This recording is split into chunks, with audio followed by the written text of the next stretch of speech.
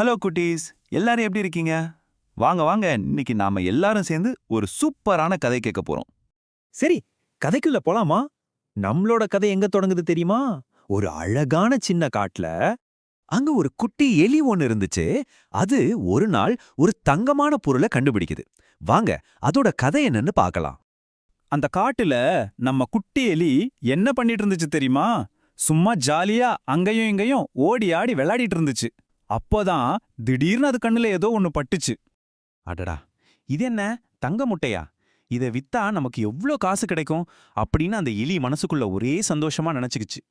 ஆனா பாருங்க, நம்ம எலி இப்படி சந்தோஷமா யோசிச்சுட்டு இருக்கும்போது அந்த இடத்துக்கு இன்னொருத்தங்க வந்தாங்க. யாருன்னு பார்க்கலாமா? ஆமாங்க, மரத்தோட கிளையில இருந்து ஒரு அறிவாளியான கிளி ஒன்னு மெதுவா பறந்து கீழே வந்துச்சு. வேண்டாம் குட்டி எலி, அது ஒரு வாத்தோட முட்டைப்பா. அதோட அம்மா அதை தேடிட்டு இருக்கும். அதனால தயவு செஞ்சு இதை திருப்பி கொடுத்துடு அப்படின்னு அந்த கிளி ரொம்ப பாசமா சொல்லிச்சு. ஆனா என்ன ஆச்சு? நம்ம குட்டி எலி கிளி சொன்ன பேச்சே கேட்கவே இல்ல. அந்த பளபளப்பான முட்டைய தன்னோட வீட்டுக்கே எடுத்துட்டு போயிடுச்சு.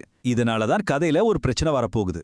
சரி, அடுத்த நாள் காலையில என்ன ஆச்சு தெரியுமோ? அந்த முட்டைக்குள்ள இருந்து ஒரு சத்தம் கேக்குது. வாங்க, என்ன ஆச்சுன்னு பார்க்கலாம்.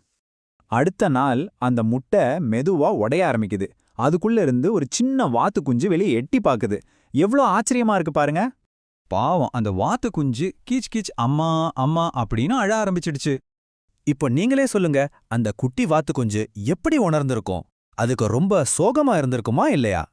அந்த குட்டி வாத்தோட சோகமான அழுகைய கேட்டதும் நம்ம எலிக்கு மனசு ரொம்பவே கஷ்டமாயிடுச்சு. ஐயோ, தப்பு பண்ணிட்டோமேன்னு அதுக்கு தோணுச்சு. தன்னோட தப்ப எப்படியாவது சரி பண்ணணும்னு நம்ம எலிக்கு புரிஞ்சிடுச்சு. அதனால அது ஒரு முடிவுக்கு வந்தது. வாங்க, நம்ம எலி தன்னோட தப்ப சரி செய்ய என்னெல்லாம் பண்ணுச்சுன்னு பார்க்கலாம்.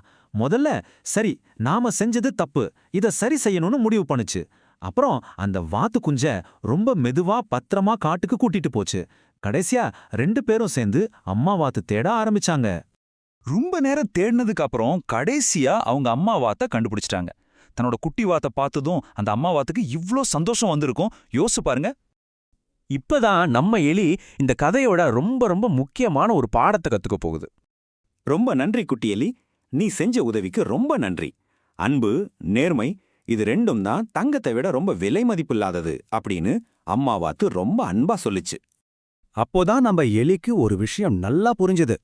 பளபளன்னு மின்னுகிற ஒரு தங்க முட்டைய விட நல்ல நண்பர்கள் தான் நமக்கு உண்மையான புதையல், இல்லையா?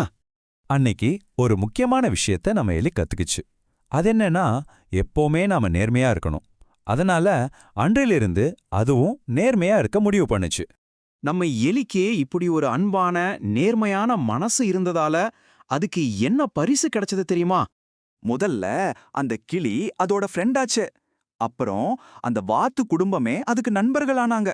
சீக்கிரமே அந்த காட்டுல இருக்கிற எல்லா விலங்குகளுமே அந்த குட்டி எலியோட ஃப்ரெண்டாக ஆசைப்பட்டாங்க.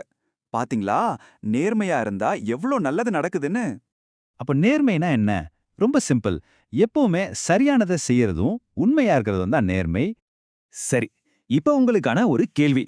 இன்னைக்கு நீங்க ஒரு நல்ல நண்பரா இருக்கிறதுக்கு என்ன ஒரு நல்ல காரியம் செய்வீங்க? யோசிச்சு பாருங்க. அடுத்த கதையில சந்திக்கலாம்.